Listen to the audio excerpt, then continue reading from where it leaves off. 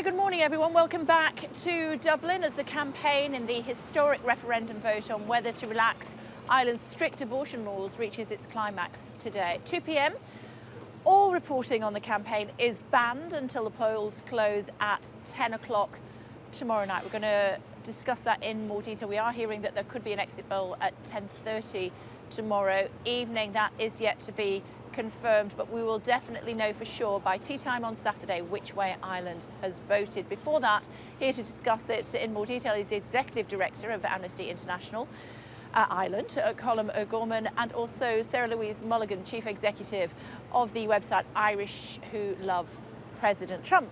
I think we know which way you're both going to vote. Thank you very much indeed for joining us. Ladies first, make your case. Well, my name is Sarah Louise Mulligan. I'm an Irish citizen. I'm very proud to be.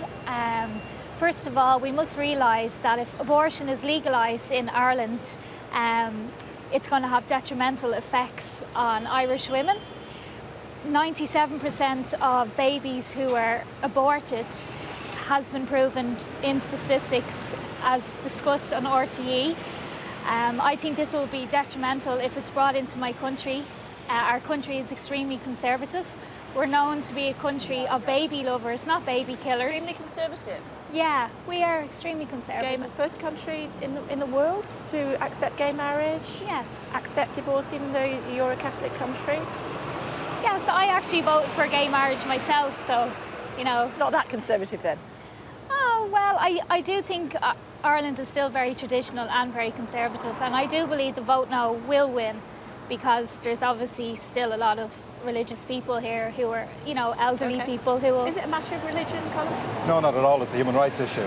But, I mean, critically, what we need to acknowledge is that abortion bans like the 8th Amendment don't stop abortions. As we're standing here today, another 9 to 10 Irish women and girls are getting on Ryanair flights to England to access abortion care in another country, in your country. Another 3 to 5 are importing abortion pills and using them at home without medical supervision, illegally, facing a possible 14-year prison sentence if they're prosecuted for doing so. So the 8th Amendment doesn't stop abortions. All it does is it forces women and girls into having less safe abortions. So, I mean, well over 170,000 Irish women and girls have travelled to England and Wales over the last number of decades to access abortion care there. And whether a woman is pregnant as a result of rape or incest, whether a child is pregnant, whether a pregnancy is a risk to her health, whether the pregnancy has a diagnosis of a fatal fetal abnormality, under Irish law, that woman cannot terminate that pregnancy. And if she does, she and the doctor who've done so have committed a serious criminal offence. 14 years, we know, but do these hard cases justify relaxing the law for everyone? I think, first of all, you know, this notion of hard cases has been pulled in by the other side in this debate as if somehow abortion isn't always a difficult decision for a woman to make. A woman who chooses to end a pregnancy has always got a reason for doing so. The idea that she should have to be dragged through some validation process to justify her decision, the idea that women have to experience appalling trauma and suffering in order to be able to decide whether or not they should continue with a pregnancy that is a crisis for them and their family for whatever reasons, is obscene. That's why this is a human rights issue. Okay, my background is in psychology, and, you know, women are 6 times more likely to commit suicide. I actually have friends... Okay, generally you mean? Sorry? Generally? Yes, okay. They are 6 more times likely to commit suicide. What does that have to do with them being pregnant? Well, I mean, it's the trauma of having an abortion. That's why I don't want to see abortion being legalised here. Actually, there is a link between pregnancy and suicide and mental health. I'm glad you agree with me there. I do indeed. Thank you. The maternal death study here in Ireland found that suicide is the most significant cause of death in women prenatally or postnatally in Ireland. So suicide, mental health impacts, negative mental health outcomes are absolutely linked to pregnancy here in Ireland. To the Constitution, wasn't it? So that if women are likely to commit suicide because they are pregnant, they can legally have an abortion. And there is a process that women have to go through where they might find themselves before 7 different groups of professionals through a series of appeal panels if they want to be able to access a legal abortion under those grounds here in Ireland. And the no side to this campaign violently resisted the idea that abortion should be available to a woman whose life is at risk because of suicide. And just recently, in our parliamentary process, where this referendum was recommended, you had one of the leading politicians and one of the leading lights of the No campaign trying to further restrict the law so that women whose lives are at risk because of suicide would no longer be able to access a legal termination in Ireland. That's the harsh, cruel thinking behind the No campaign. Okay, the harsh, cruel thinking behind the No campaign is that 97% of babies in the UK who are healthy are actually aborted. We don't want to. That's nonsense. That's the not truth. true. You're saying that only 3% of pregnancies in the UK end in a live birth. At the end of the day, we do not want a liberal regime of Where did those figures abortion. come from? Well, Mary Butler was on RTE, and she actually stated that.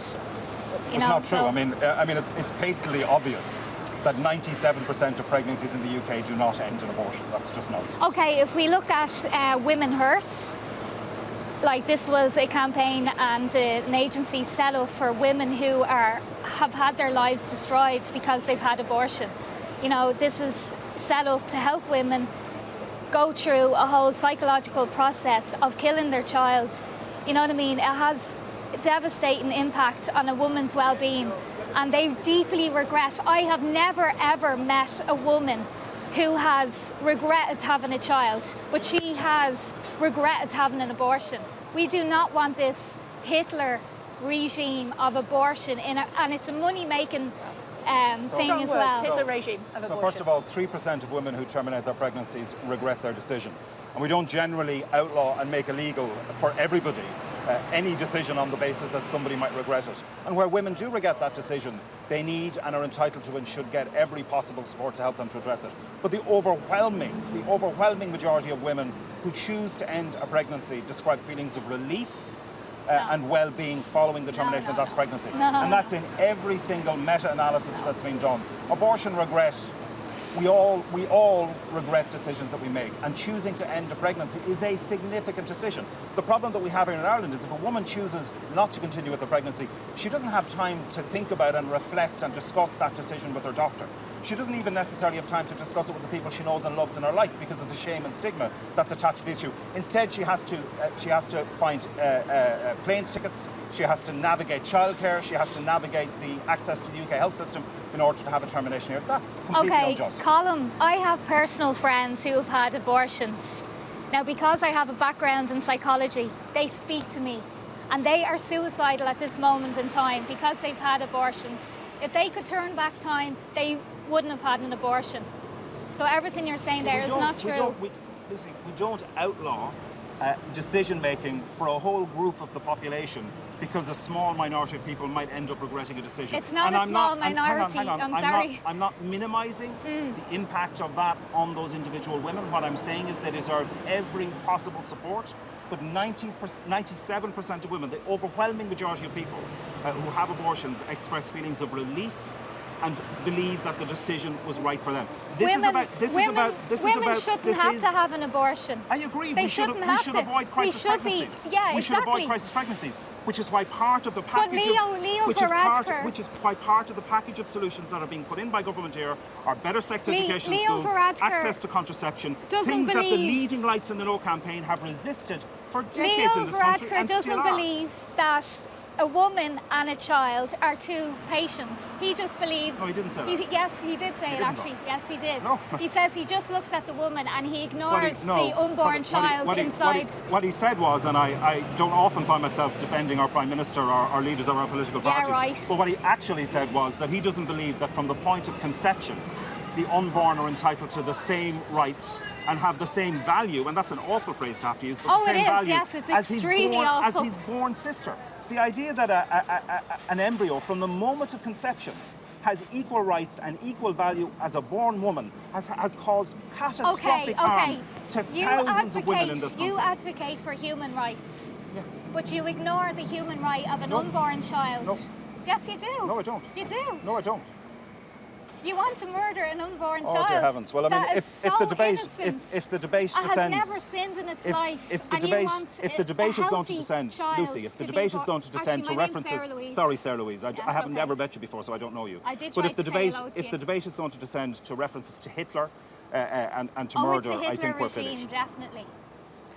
She still has her point of view, and She she's does, but I think perfectly references. entitled to her She is views, perfectly Colm. entitled to her Just view, but because there she's are, using but there phraseology are, that you don't appreciate or yes, accept but there doesn't mean are, that she's there not are, entitled there to are, use it. there are women out there watching this show who have gone through very difficult decisions in order to end their pregnancies. There are women who have ended much wanted pregnancies because of a diagnosis of fatal fetal abnormality. And I'm sorry, but I won't stand by. Sometimes the doctors get it wrong. I won't stand by and see those women being described as murderers. So you I think don't all think Down syndrome I children don't, should be murdered? I don't think that's acceptable language. I think it's obscene language, and I think it needs to be called out. The point that Oh my God. Just make your point again about Down syndrome Down children. syndrome children. Do you know that in the UK, 90% of Down syndrome children are aborted? No.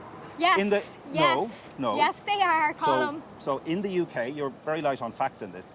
In the UK, 90% of pregnancies where there is a final diagnosis of Down syndrome are indeed terminated, right?